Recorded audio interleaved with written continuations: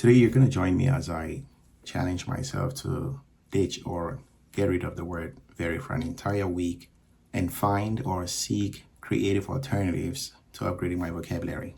I want to talk to you about a common language habit that can make our communication less engaging and even a bit lazy, and that is overusing the word very. If you're like most people, you probably use very to emphasize a point or describe something without giving it too much thought. But the truth is, relying too heavily on this word can make our language seem dull and uninteresting. By upgrading your vocabulary, you can instantly make your writing and speaking more compelling, nuanced, and effective. When we use very too much, our language starts to feel monotonous and lacks depth. Imagine reading an article or listening to a speech that's filled with phrases like very good, very big, or very happy. It's not very interesting, is it? The problem is that very doesn't add much value to our language.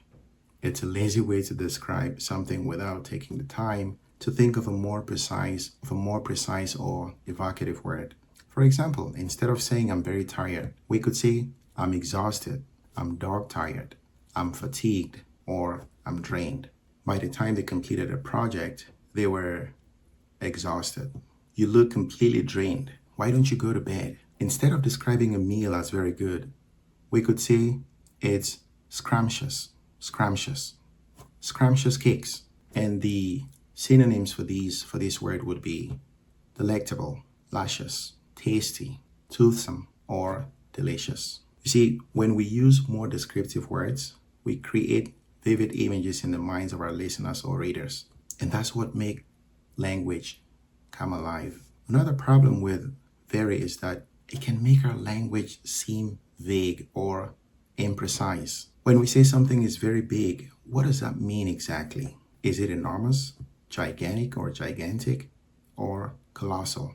By using more specific words, we can convey a more accurate and nuanced message. Let's look at some common phrases that use very and explore some alternative phrases or words that convey stronger meanings. For instance, instead of saying I'm very happy, we could say I'm ecstatic, I'm rapturous, I'm over the moon. The new president was greeted by an ecstatic crowd. Instead of describing a view as very beautiful, we could say it's breathtaking or stunning. The key is to find words that evoke emotions and create sensory experiences. Here are a few more examples. Instead of saying this cake is very sweet, we could say it's decadent or sinfully sweet.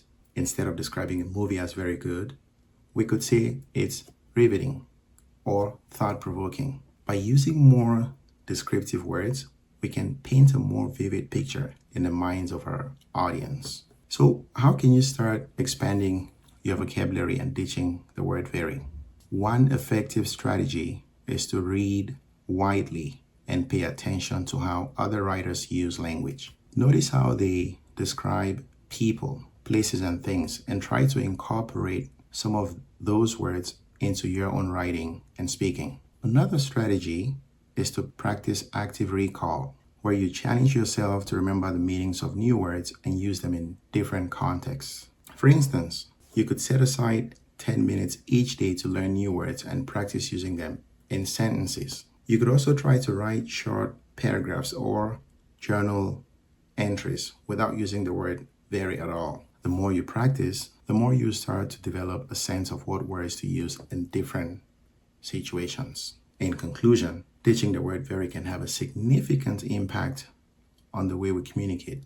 By using more descriptive words or language, we can create more engaging, nuanced, and effective messages that resonate with our audience. Thanks for watching.